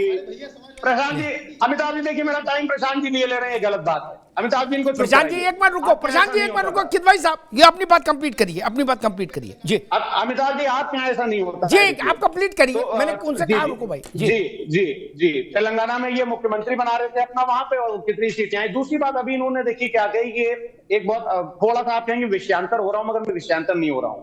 अभी ये नारी वंदन अधिनियम बिल लेकर के आए, कि साहब महिलाओं को जो है वो 33% आरक्षण मिलना चाहिए। बहुत अच्छा इन्होंने किया। मैं पूछना चाहता हूं, राजस्थान, तेलंगाना, मध्य प्रदेश, छत्तीसगढ़ में इन्होंने कितनी महिलाओं को टिकट दिए? अगर इनको नहीं पता है तो मैं बता दूं, मध्य प्रदेश में इन्होंने 28 को दिए, राजस्थान में इन्होंने 20 महिलाओं को दिए और तेलंगाना में 12 को दिए। तो नारी शक्ति वंदन अधिनियम एक तरफ ला रहे हो, दूसरी तरफ महिलाओं को सारी बात ठीक। देखो मैं आपकी एक मिनट भाई साहब, एक मिनट रुके, मैं आपके फायदे की बात आपको बताऊं। इन बातों में कुछ रखा, इम्तिहान हो गया, नतीजे आ गए, जनता ने नंबर दे दिए, अब आप कहाँ गए? अभी अर्धवार्षिक हुआ है, घूम रहे हो। अभी वार्षिक होने वाला है, गजब कर रहे हो भाई। होने वाला है, अभी तो अर्धवार्षिक हुआ है। नहीं एक मिनट रुके भाई साहब, एक मिनट रुके। मैं सवाल जरूर पूछता, अगर भारतीय जनता पार्टी को तेलंगाना में पिछली बार के वोट से भी कम वोट आता तो सवाल बनता है कि फिर आप लड़ने क्यों गए थे वहां? डॉक्टर ने बताया था। ठीक, भाजपा ने अपनी सीटें दूनी की और अपना वोट शेयर कई गुना बढ़ा लिया। और सबसे बड़ी बात जिसकी चर्चा नहीं हुई, भाजपा वहां सबसे अंतिम राजनीतिक पार्टी के तौर पर मानी जाती थी। जलवा था ओवैसी की पार्टी का। ओवैसी की पार्टी 2.2% वोट के साथ नीचे कर दी भाजपा ने। भाजपा तीसरी राजनीतिक पार्टी बन गई। अगर तेलंगाना की चर्चा, इसलिए मैंने कह दिया उसमें न फंसो किदवई साहब, आपके लिए मुश्किल हो जाएगी। आप तो क्या लेना देना तेलंगाना की, आपकी साइकिल तो वहां तक नहीं जा रही। एटा, इटावा, फरुखाबाद, कुशीनगर, हरदोई, पडरौना, इसको समझो महाराज। मान लो तेलंगाना में उनकी 1 सीट आई तो आपको क्या फायदा, और 100 सीट आई तो आपको क्या लड्डू खाने को मिलेगा? नहीं ना। अमिताभ जी, मैं प्रशांत जी की बात का जवाब दे रहा हूं। आप अपना देखो महाराज, मैंने इसीलिए कहा कि यूपी में पीडीए नहीं चला तो क्या होगा? आपका गठबंधन था, आप क्यों हार गए? किदवई साहब, मैंने पूछा यूपी में अगर पीडीए नहीं चला, जैसा अभी मध्य प्रदेश में नहीं चला, राजस्थान में नहीं चला, छत्तीसगढ़ में नहीं चला, तब क्या होगा? क्योंकि आपने भी सारे अंडे एक टोकरी में डाल दिए। जैसे राहुल जी ने कहा जात की गिनती, आपने कहा PDA, nothing else, chapter closed. Amitabh ji देखिए, अब आ जाइए मुद्दे पे। आप बिल्कुल सही बोल रहे हैं। आप बोल रहे हैं कि 2024 में अगर पीडीए नहीं चला, देखिए क्या है कि आदरणीय अखिलेश यादव जी ने आज भी, अगर आप उनका ट्विटर उठा करके देख लीजिएगा, तो महंगाई पर भी बात करते हैं, वो बेरोजगारी पर भी बात करते हैं, वो महिला सुरक्षा की भी बात करते हैं। और यहाँ पीडीए चलेगा नहीं उत्तर प्रदेश में अमिताभ जी, यहाँ पीडीए दौड़ेगा और उड़ेगा। क्योंकि पीडीए की कप्तानी यहाँ पे आदरणीय अखिलेश यादव जी करेंगे, जिनको पता है कि रॉकेट कैसे लॉन्च करना है, जिनको पता है कि ऑर्बिट के बाहर रॉकेट को कैसे पहुंचाना है। यहाँ पे हम बैठ करके राहुल नहीं करेंगे जो कमलनाथ जी वहां पर अखिलेश कर रहे थे। यहाँ पर क्योंकि समाजवादी पार्टी का तो अमिताभ जी, आप इतने बड़े पत्रकार हैं, हम लोग से सीनियर हैं, आपको पता है। मैं समझ गया। मतलब आप ये कह रहे हो कि यहाँ बस हमारी ड्राइवर हमारा, कंडक्टर हमारा, हम बताएंगे किसको टिकट देंगे, किसको उतार देंगे, ऐसा कह रहे हो ना? ठीक है, अमिताभ जी, राज शर्मा जी, आप भैया समझ लो, मसला ये है, उनने कह दिया कि बस हमारी ड्राइवर हमारा, कंडक्टर हमारा, हेल्पर हमारा, मन होगा चढ़ाएंगे, नहीं मन होगा नहीं चढ़ाएंगे, अगले स्टॉप पे उतार देंगे। हमारे कंडक्टर रोहित जी बैठे हुए हैं, रोहित जी हैं क्या? शर्मा जी, बड़ी कठिन है डगर पर। बताओ, ऐसी हालत में रिश्तेदारी चलेगी कैसे? नहीं, मैं एक बात कहना, वो कह तो रहे कि वो छोड़ दीजिए आप मध्य प्रदेश, यहां तो अखिलेश जी के हाथ में कमान है, स्टीयरिंग है। देखिए, इन्हें अपनी पार्टी के बारे में कहने का पूरा अधिकार। अपनी पार्टी नहीं, वो कह रहे हैं गठबंधन की कह रहे हैं भैया, पार्टी नहीं।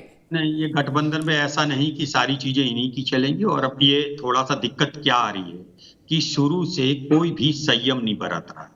एक दूसरे को जब इसका फायदा भी मिला भारतीय जनता पार्टी को, अगर थोड़ा सा साथ चलने के लिए सैक्रिफाइस करना सीखना होता है। अगर पड़ोसी से निभानी है तो 20% सैक्रिफाइस नेचर का होना चाहिए। मैं ये देख रहा हूं समाजवादी पार्टी के प्रवक्ता और आरडी के प्रवक्ता भाई रोहित जी इतना पूर्व ग्रह से ग्रसित बातें कर रहे हैं जो शायद संदेश पब्लिक में अच्छा ना गया था ना जा रहा है। मैं आज एक बात को कहूंगा कि हमारा पूरा विपक्ष गठबंधन पब्लिक को समझाने में फेल हुआ, इसको सबको मानना चाहिए। और कुछ शब्द ऐसे होते हैं जो सार्वजनिक रूप से नहीं कहने चाहिए। एक मिनट राज बाबू, एक मिनट राजकित भाई अभी नहीं, एक मिनट कित भाई साहब अभी नहीं। राज शर्मा जी एक प्रश्न, एक बात मैं कह दूं, बाकी तो फिर रोहित के पास आऊंगा, वो उत्तर देंगे गठबंधन की तरफ से, क्योंकि उनके लिए है कि भाई कांग्रेस सपा ने कह दिया वो उनको बस में रखेंगे, उन्होंने कहा वो टिकट काटेंगे, पीछे वो सीटी और बैग और टिकट उनके पास रहेगी। तो लेकिन एक बात मैं कहूंगा कि अभी कल अजय राय ने कहा, कल पुरानी बात नहीं, कि मैंने जो जो बोला अखिलेश यादव के लिए सिद्ध हो गया, बिल्कुल सही बोला था। लो, इसके बाद आप उनसे उम्मीद कर रहे हो कि वो आपको लड्डू भेजेंगे? वो सपा वाले लठ नहीं मार रहे क्या कम है? नहीं, अब तक तो अजय राय का घेराव कर लेते वो नहीं, इतना तो कम से कम रिश्ता निभा रहे कि मारपीट तक नहीं उतरे अभी कार्यकर्ता। नहीं, बयान तो ऐसे आ रहे भगवान की कृपा से कि शारीरिक प्रतियोगिता भी संभव है, भगवान का नाम लेके। राज शर्मा जी नहीं, ऐसा कुछ नहीं है, और वो प्रदेश के अध्यक्ष है मेरे, अगर वो बोलते हैं तो कुछ सोच समझ के ही बोलते होंगे, तो वो कोई ऐसा नहीं एक बार के बिना के। मगर एक आप ये सोचिए ना, ये दोनों तरफ से चलता है। आप किसी प्रदेश अध्यक्ष को कुछ भी कह दो तो ये तो रिएक्शन का, एक्शन का रिएक्शन है। मैं फिर कह रहा, चाहे वो मैं हूं, चाहे वो रोहित भाई हो, चाहे किदवई साहब हो, हमें संयम बरतना चाहिए। हमें आपस में संयम जितना बरतेंगे उतना बीजेपी गर्त पे चली जाएगी। ठीक, और जितना हम आपस में संयम नहीं बरतेंगे। एक मिनट रुक जाओ। मैं, आपने कहा कि भाई वो अध्यक्ष हैं प्रदेश के और उनको ऐसा बोलोगे तो जवाब देंगे। उनको चिरकुट बोले 3 महीना हो गए थे, 3 महीने पहले खाई दबा का रिएक्शन अब क्यों आ रहा है? अरे चिरकुट बोला था अखिलेश यादव ने उनको, तो 3 महीने पहले बोला था, कलेश खत्म हो गया, आप चिरकुट हो नहीं हो, जो भी था चैप्टर क्लोज हो गया। आप कल क्यों बोले कि हमने अखिलेश के लिए जो जो बोला बिल्कुल ठीक बोला? रोहित अग्रवाल जी आप बताइए, स्थिति यहां तक आ गई है क्या? लेकिन आपके लिए अच्छी खबर यह है कि सपा करे कि ये हमारी बस में रहेंगे, आरएलडी नहीं। अमिताभ जी देखिए, समाजवादी पार्टी और राष्ट्रीय लोकदल का गठबंधन 2019 से चलता चला आ रहा है, तभी तो वो कह रहे हैं कि टिकट की जिम्मेदारी आपको देंगे, झोला आप ही के पास रहेगा। हाँ नहीं, बिल्कुल झोला हमारे पास ही है, बिल्कुल। बस सब समस्या ये है कि मोदी जी कौन सा झोला लेके जाएंगे 24 में, ये हमें समझ में नहीं आ रहा है। तो देखिए, अब स्थिति अमिताभ जी ये है कि अभी राज शर्मा जी कह रहे थे साहब संयम नहीं बरता, और वो कुछ और बता रहे थे ये, तो मुझे लगता है शायद ये अपने ही नेताओं को, फिर राहुल गांधी बन गए होंगे और अपने ही नेताओं को शायद ये टिप्पणी कर रहे होंगे कि भैया संयम बरत लेते और थोड़ा सा लालच कम कर लेते, और उधर राष्ट्रीय लोकदल को 5 गांव दे देते और इधर कांग्रेस उसको समाजवादी पार्टी को 5 गांव दे देते, तो काम बन जाता, सरकार बन जाती 2 राज्यों में। तो छत्तीसगढ़ तो खैर जैसे तैसे है, वो काम हो जाता। तो स्थिति ये है कि अब गठबंधन से पहले तो अब ये समझना पड़ेगा कि भैया देखो, जब आपकी थाली में घी था तो आप तो अपनी थाली लेके भाग गए थे। अब जब आप हमारी थाली के घी को बंटवारा करने आ रहे हो, तो ये बताओ राजस्थान में हमको कितनी सीटें दोगे, और मध्य प्रदेश में समाजवादी पार्टी को कितनी सीटें दोगे लोकसभा चुनाव के अंदर 2024 के, है ना? तब तो आगे बात होगी। अन्यथा बहुत, हम जैसे अभी फराज किदवई जी बता रहे थे कि अमिताभ जी आप पे बहुत विश्वास था हमें कि आप जो है आपके डिबेट में चिल्ला चिल्ली नहीं होगी, पर उनका डिबेट विश्वास टूट गया कि वो भारतीय जनता पार्टी वाले चिल्लाने लग गए, है ना? तो ऐसे ही अब हमारा भी थोड़ा विश्वास डगमगा गया है कांग्रेस के प्रति, कि हम तो बड़ा विश्वास करते थे कि भाई कांग्रेस बड़ी ईमानदार है, वो बेईमानी नहीं करेगी, पर वो अब तो मामला बिगड़ गया। तो अब तो पहले हिसाब किताब कर लेंगे कि भैया 2024 में पूछ लो वहां अपने राजस्थान वाले प्रदेश अध्यक्ष से, और उधर पूछ लो भैया अपने मध्य प्रदेश वाले अध्यक्ष से।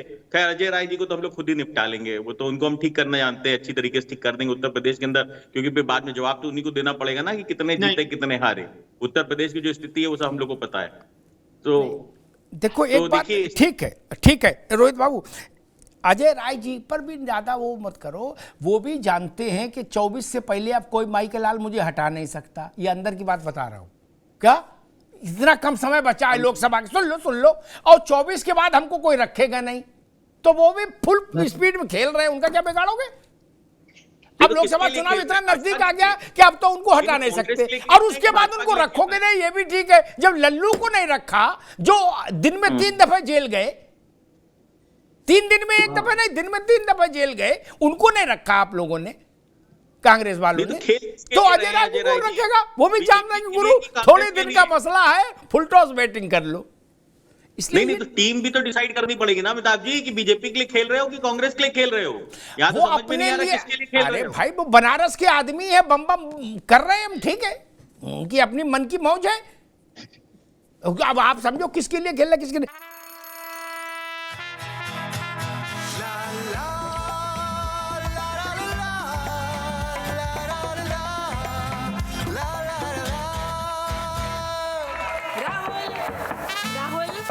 तन के साथ मन को जगाओ वी गार्ड वाटर हीटर्स के संग। V Guard car garage network great, claim cover great, price wait वाह, प्राइस भी ग्रेट।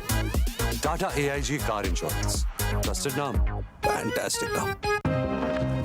हम बाइकर्स हैं अलग इस दुनिया से भी। अगर कुछ कॉमन है तो बस ये थ्रिल जिसकी चाहत कभी कम नहीं होती, ये हमारी रगों में दौड़ता है और हमारी मशीन्स की रगों में भी। Motto next level thrill. प्रशांत पटेल जी, मुझे लग रहा है कि अब जो स्थिति बन रही है राष्ट्रीय फलक पर लोकसभा को लेकर, वही बन रही है जो मैं समझ पा रहा हूं, सेंस कर पा रहा हूं कि क्षेत्रीय दल कांग्रेस के सामने उसके जीवन की सबसे कठिन चुनौती खड़ी करने वाले हैं। वो व्यवहारिक है नहीं है, मैं इस बहस में नहीं पढ़ूंगा, लेकिन उनने मन बना लिया है कि भाई कांग्रेस को यहां घेरना है। ममता बनर्जी अगर ये पूछें कि भाई उत्तर प्रदेश में हमको कितनी सीट दोगे, अगर आप बंगाल में हमसे सीट चाहते हो, तो हो गया कांड क्या? RLD ने कह दिया पर राजस्थान में लोकसभा हम कितनी लड़ेंगे पहले बता दो हमको, व्हाट्सएप करो। और अखिलेश जी कह रहे पहले सीट का बंटवारा होगा फिर मीटिंग होगी, मीटिंग में क्यों जाएं? इस परिस्थिति में मुझे लग रहा है कि भारतीय जनता पार्टी को एक कंफर्ट जोन बनता है, नहीं? देखिए अमिताभ जी, हम लोग तो पहले से ही कह रहे थे कि अलायंस से चल नहीं पाएगा। आज की डेट में भी धरातल पर कोई अलायंस नहीं है, भविष्य में भी इसकी कोई ऐसी स्थिति अभी तक दिख नहीं रही। आज की डेट में आपने देखा 6 तारीख को बैठक होने वाली थी, कई लोगों ने बोल दिया कि हम भाई 6 तारीख को नहीं आ पाएंगे। और अभी जिस तरीके की सूचनाएं आ रही हैं, लोग कह रहे हैं चाहे अखिलेश जी की तरफ से हो या ममता जी की तरफ से हो, कि पहले सीटों का डिसीजन हो जाए कि हम कितने पे लड़ेंगे, आप कांग्रेस पार्टी कितने पे लड़ेगी। आम आदमी पार्टी भी यही चीज कह रही है, वो भी बहुत अधिक सीटें वहां देने की उसमें नहीं है। रोहित जी ने भी कह दिया कि डिसाइड हो जाए कि मध्य प्रदेश में कांग्रेस को कितनी मिलेंगी और राजस्थान में हमें कितनी मिलेंगी इस स्थिति में। और दूसरी बात कि पहले के जो आंकड़े रहे, बिहार वाला भी एग्जाम्पल चुनाव के पहले भी दिया गया, कई डिबेट में हमने देखा। और आज जो चीज आ रही कि RJD भी कह रही कि आपको हमने अधिक सीटें 17 सीटें संभवतः पिछले विधानसभा चुनाव में दे दी थी, कांग्रेस का स्ट्राइक रेट कम आया, उस वजह से RJD की सीटें कम आई, अन्यथा पहले ही वो तेजस्वी यादव मुख्यमंत्री बन गए होते। तो ये बातें कांग्रेस के सामने आ रही हैं। अब कांग्रेस भी अगर कहीं न कहीं अगर तेलंगाना से की जीत से अगर उत्साहित है, जो उसको BRS के कुशासन के विरुद्ध में मिली है, ना कोई भारतीय जनता पार्टी तो वहां पे थी नहीं सीन में, तो अगर उससे उत्साहित होकर के उसको लगता है कि हमें मुस्लिम वोट एक हमें आ गया है और यही वोट हमें यहाँ पे उत्तर प्रदेश में मिल जाएगा या पश्चिम बंगाल में मिल जाएगा, तो मुझे लगता है कि ये भी उनका मुगलता होगा। ऐसी चीजें स्थितियां संभव नहीं है, तो बड़ी रसाकसी दोनों के बीच में चल रही है।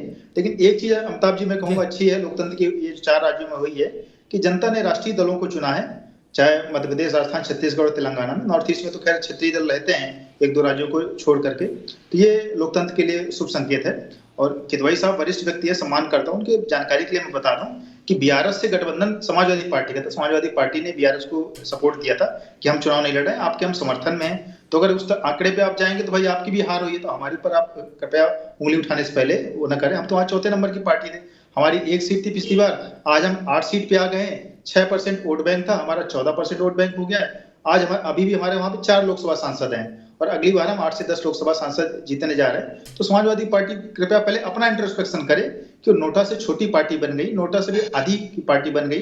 अगर वो अपने भी इतना ध्यान देगी तो शायद उनका कुछ भला हो पाएगा अगले चुनाव में। ठीक बात है किदवई साहब, एक बहुत समय कम है इसलिए पिन पॉइंटेड प्रश्न, आक्षेप प्रश्न और वो सब नहीं, कि क्या समाजवादी पार्टी अब ये चाहती है कि पहले ये तय हो जाए कौन कहां कितनी सीट लड़ेगा, उसके बाद बैठा जाए?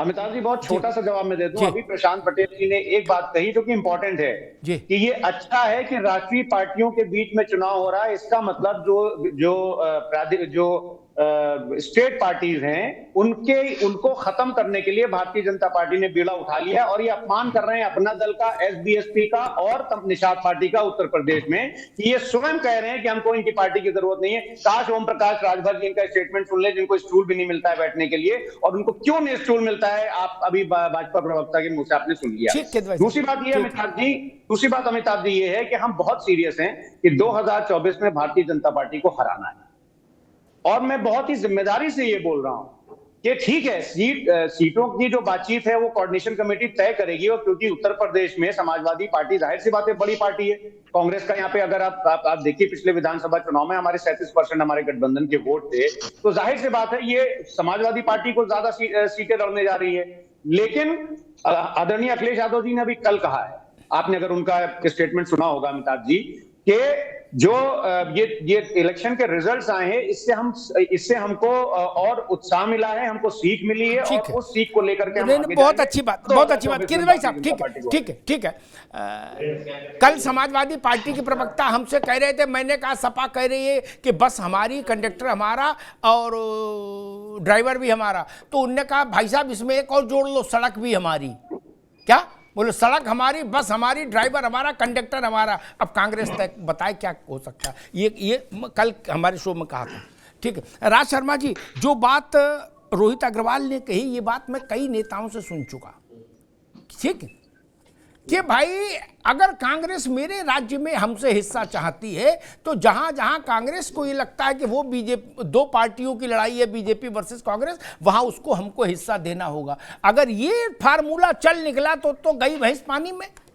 फिर तो ऐसा घल्लू घारा हो जाएगा कि भगवान नाम लो, सत्यनारायण कथा करानी पड़ेगी शांति पाठ के लिए। नहीं, अरे भाई आप सोचो, आप एक मिनट, आरजेडी ये अगर कह दे भूजा खाते हुए कि कहो तमिलनाडु में 12 सीट हम लड़ेंगे, जल्दी लाओ 12 सीट है, और जेडीयू कह दे कि सुनो कर्नाटक में 17 हम लड़ेंगे, तब क्या होगा?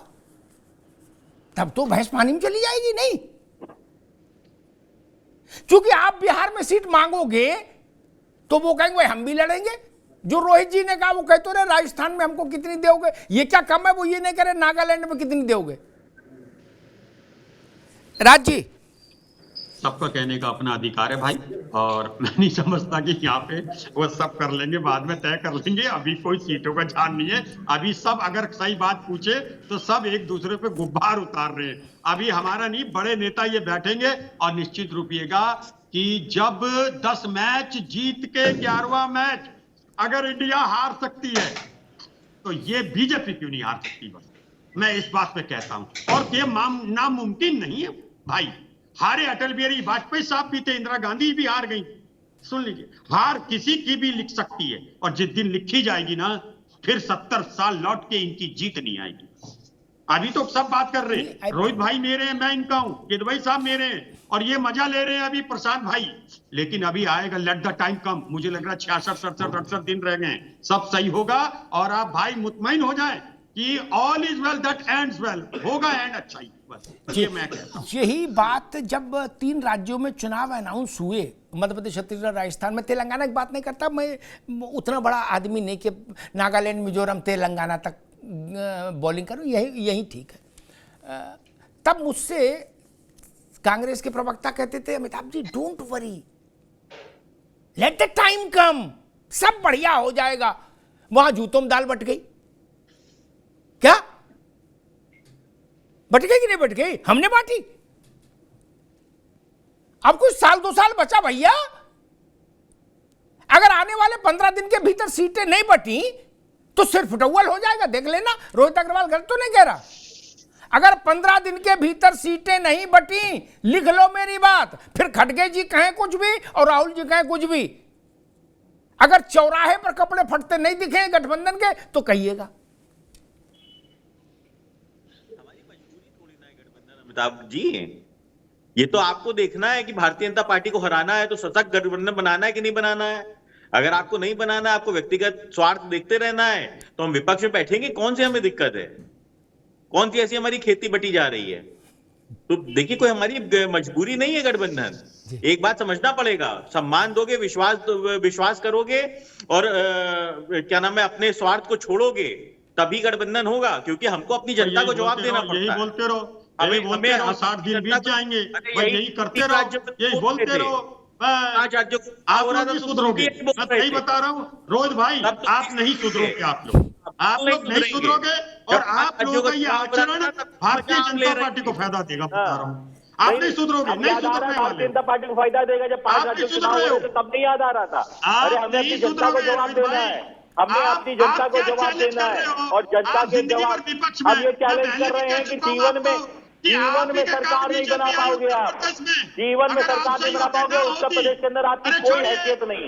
उत्तर प्रदेश के अंदर बिना गठबंधन के आप अमेठी और रायबरेली नहीं जीत पाओगे, अमेठी और रायबरेली नहीं जीत पाओगे उत्तर प्रदेश के अंदर, अमेठी और रायबरेली नहीं जीत पाओगे। तो कांग्रेस की चिंता करो, राष्ट्रीय लोकदल की चिंता मत करो, राष्ट्रीय लोकदल की चिंता मत करो, कांग्रेस की चिंता करो। रायबरेली और अमेठी नहीं जीत पाओगे बिना गठबंधन के, बिना गठबंधन के रायबरेली और अमेठी नहीं जीत पाओगे। कान खोल के सुन लो, कान खोल के सुन लो, जो खुद को राहुल गांधी समझते हो ना, अमेठी और रायबरेली नहीं जीत पाओगे। बिल्कुल कान खोल के सुन लो, कान खोल के सुन लो, अमेठी और रायबरेली की हैसियत नहीं है तुम्हारी, तुम्हारी उत्तर प्रदेश के अंदर पैर रखने की हैसियत नहीं है, पैर रखने की हैसियत नहीं है। तुम्हारे अध्यक्ष जो हवा में उड़ रहे हैं ना, तुम्हारे अध्यक्ष जो हवा में उड़ रहे हैं, वो भारतीय जनता पार्टी के लिए बैटिंग कर रहे हैं, भारतीय जनता पार्टी के लिए बैटिंग कर रहे हैं। तुम्हारे अध्यक्ष, तुम्हारे प्रदेश अध्यक्ष भारतीय जनता पार्टी के लिए बैटिंग कर रहे हैं। ठीक, मैं दोनों मित्रों को रोकूंगा, दोनों मित्रों को रोकूंगा, ठीक है। बड़ा तनाव हो गया, दोनों मित्रों को रोकूंगा। मैं दो बड़े डेवलपमेंट की ओर ध्यान दिलाना चाहूंगा। बहस समाप्त हो रहा है, पता नहीं आप लोगों ने उसको कितना गौर दिया, लेकिन कांग्रेस की फर्स्ट फैमिली के लिए वो वक्तव्य बहुत बड़ा है। सीपीएम ने कहा, सीपीएम को यूपी में मत लाके देखिएगा, लेकिन वायनाड में सीपीएम का मतलब है, ठीक। उन्होंने कहा कि राहुल गांधी को अब अगला चुनाव वायनाड से नहीं लड़ना चाहिए, केरल में हम पर्याप्त हैं भाजपा को रोकने के लिए, वहां राहुल गांधी की जरूरत नहीं, उनको यूपी में लड़ना चाहिए जाके, वहां भाजपा बहुत ताकतवर है, वहां लड़ें, वहां भाजपा से निपटें, लो कर लो बात। इस बात का कितना खतरनाक मतलब है मैं खोल के बताऊं? मेरे ख्याल से मुझे नहीं बोलना चाहिए, ये आपका इंटरनल मसला है, लेकिन उन्होंने कौन सा तीर मारा है भैया देख लो, ये वही मसला है। अच्छा, अभी मुझसे इन 3 राज्यों के परिणाम के बाद, मैं सच बता रहा हूं राज भाई, हिंदी बेल्ट के एक बड़े विपक्षी शिविर के एक बड़े नेता ने कहा, हमने कहा भाई कैसे रास्ता निकल सकता है, तो उन्होंने कहा भाई साहब रास्ता ये निकल सकता है, कांग्रेस उत्तर प्रदेश और बिहार भूल जाए, क्या बाकी हरियाणा पंजाब वगैरह में फील्डिंग करें, मेहनत करें। लो, सीपीएम वाले कह रहे हैं कि राहुल गांधी केरल में नहीं लड़ेंगे, हम सपोर्ट नहीं कर पाएंगे, यूपी में लड़ो जाके, यहां काय के लिए आए।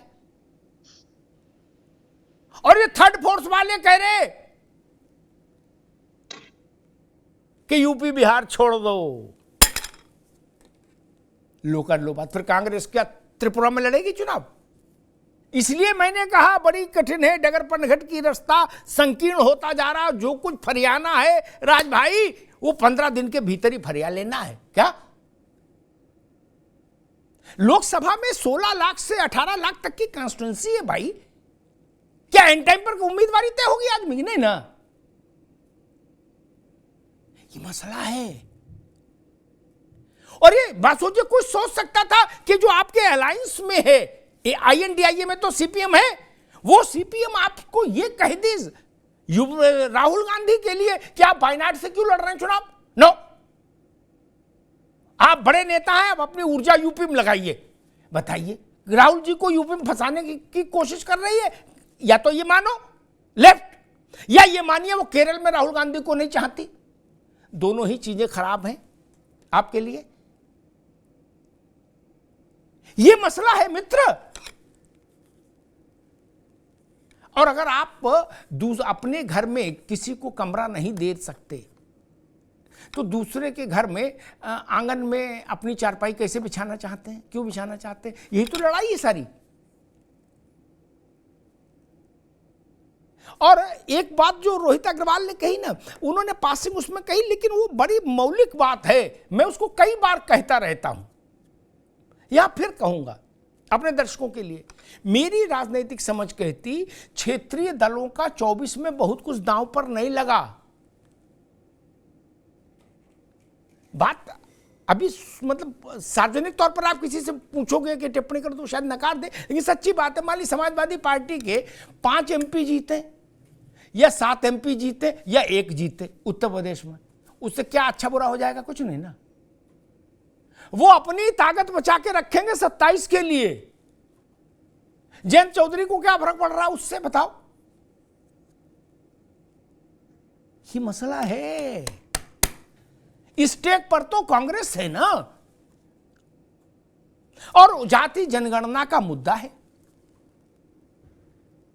और जब जातिगत जनगणना की मांग करने वाली कांग्रेस और पीडीए की मांग करने वाले समाजवादी पार्टी एक साथ नहीं चल पा रहे, तो बताइए आप पिछड़े दलित अल्पसंख्यक की लड़ाई कैसे लड़ेंगे मिलके? ये भी सवाल खड़ा होगा।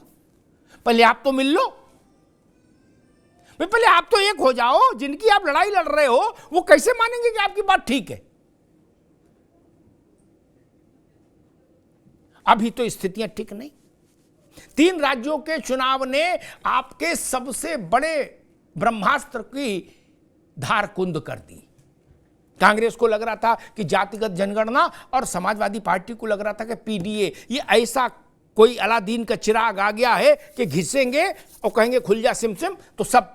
ऐसा नहीं हुआ। क्या ये सच नहीं कि मंडल पार्ट 2 का प्रचार हो रहा था? क्या सच नहीं कहा जा रहा था कि अब की भाजपा आ गई हरदम में, खड़ी हो गई कटघरे में, अब जात की गिनती होगी? वो मुद्दा बड़े इम्तिहान में बैठने से पहले, सालाना पर्चे में बैठने से पहले छमाई में लड़खड़ा गया, इसलिए उसकी धार कुंद हो गई मित्र।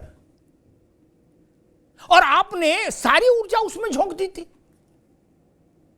आप राफेल, अडानी और वो सब छोड़ गए थे पीछे। तब समाजवादी पार्टी ने भी सारे मुद्दे छोड़ दिए। उन्होंने भी केवल एक मुद्दा पकड़ा है, पीडीए।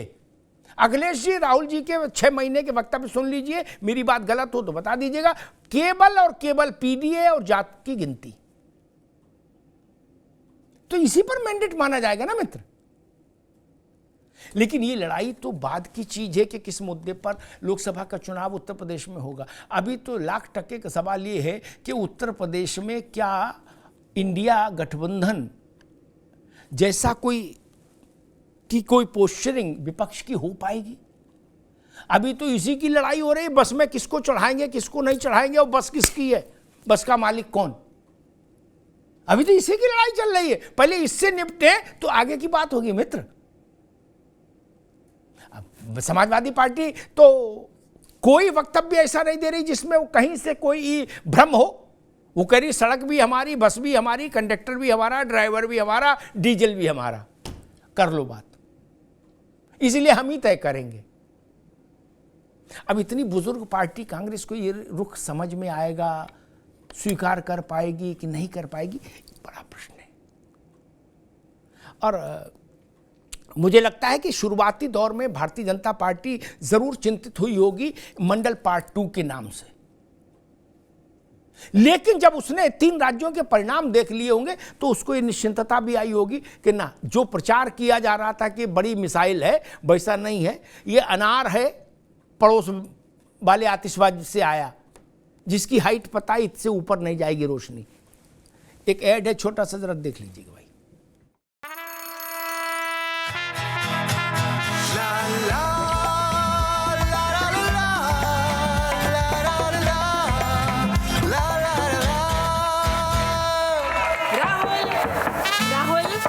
तन के साथ मन को जगाओ वी गार्ड वाटर हीटर्स के संग। वी गार्ड का garage network great, claim cover great, price wait वाह, प्राइस भी ग्रेट।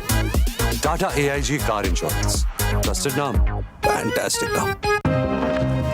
हम बाइकर्स हैं अलग इस दुनिया से भी। अगर कुछ कॉमन है तो बस ये थ्रिल जिसकी चाहत कभी कम नहीं होती, ये हमारी रगों में दौड़ता है और हमारी मशीन्स की रगों में भी।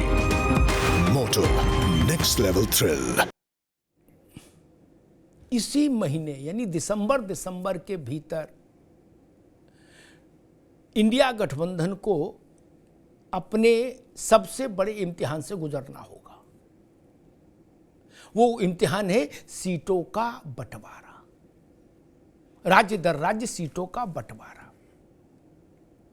कितनी कुशलता से, कितनी सक्षमता से, कितने बिना तनाव के, सौहार्द के साथ ये बंटवारा हो पाता है, इस पर 24 की लड़ाई आकर टिकेगी इंडिया गठबंधन के संदर्भ में। और हाँ, जो आज हमने विषय रखा था, पीडीए और जात की गिनती, जातिगत जनगणना, ये इन दोनों मुद्दों का जो एक औरा बना था, जो कहा माना जा रहा था कि ये मुद्दे चमत्कार कर देंगे, वो औरा, वो उसकी प्रभावशीलता, दोनों कमजोर हुए हैं मध्य प्रदेश, छत्तीसगढ़ और राजस्थान के चुनाव परिणाम से। धन्यवाद।